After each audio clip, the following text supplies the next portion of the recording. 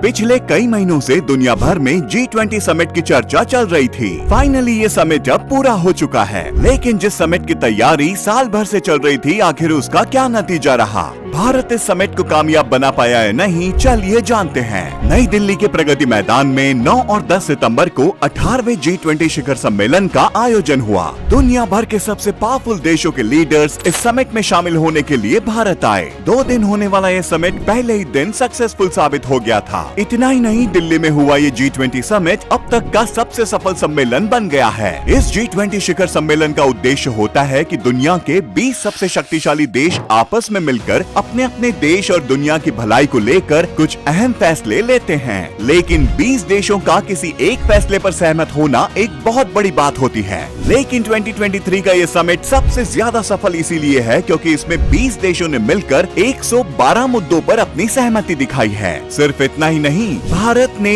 G20 को G21 में बदल दिया है, क्योंकि 20 देशों के समूह में अब एक और देश ने स्थायी रूप से अपनी जगह बना ली है। भारत के पहल करने पर अफ्रीकी देशों का संघ अफ्रीकन यूनियन भी अब G20 के समूह में शामिल हो गया है। ये भारत के लिए एक बहुत बड़ी सफलता मानी जा रही है। पिछले साल तक अफ्रीकन यूनियन को खुद इस समूह में शामिल हो पाने की उम्मीद नहीं थी। इस G20 समिट में एक और बड़ा बदलाव देखने को मिला। पिछले काफी दिनों से ये बहस पूरे देश में चल रही थी कि देश का ऑफिशियल नाम अब भारत रखा जा रहा है। ऐसा इसलिए हुआ क्योंकि G20 से जुड़े सभी दस्तावेजों में इंडिया की जगह भारत लिखा देखा गया था। लेकिन जब सम्मेलन हुआ तो ये बदलाव साफ साफ देखने को मिला, क्योंकि प्रधानमंत्री नरेंद्र मोदी की डेस्क पर इस बार इंडिया नहीं बल्कि भारत लिखा गया था। इससे देश का नाम ऑफिशियली चेंज होने की उम्मीदें और ज्यादा बढ़ गई हैं। हर साल G20 शिखर सम्मेलन के समापन के बाद एक घोषणा पत्र जारी किया जाता है, जिसमें सम्मेलन के दौरान हुए सभी समझौतों के बारे में जानकारी दी जाती है।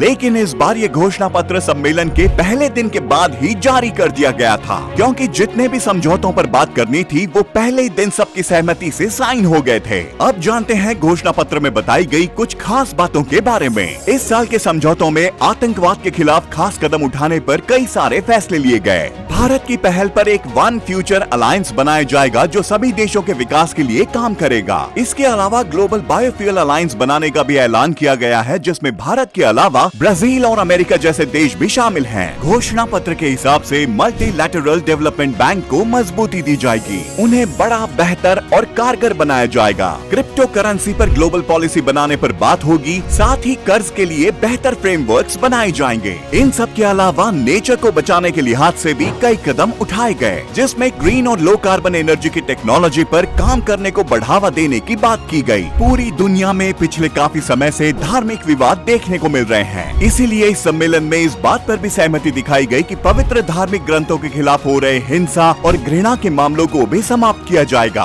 पिछले काफी समय से दुनिया न्यूक्लियर वॉर के डर में है, तो इस सम्मेलन में प्रधानमंत्री नरेंद्र मोदी ने कहा कि ये युद्ध का युग नहीं है। न्यूक्लियर हथियारों की धमकी देने से ये दुनिया नहीं चल सकती है, इसे शांति प्रियता से ही चलना होगा। उनकी इस बात ने सभी देशों का दिल जीत लिया, जिसके बाद घोषणा पत्र को सभी देशों ने अपनी सहमति दे दी। कार्यक्रम के सफल समापन के बाद प्रधानमंत्री नरेंद्र मोदी ने अगले साल के G20 समिट की जिम्मेदारी अब ब्राजील को सौंप दी है। वैसे आपको G20 समिट से जुड़ी ये जानकारी कैसी लगी, कमेंट्स में बताइए। साथ ही वीडियो को लाइक और शेयर करना मत भूलिएगा।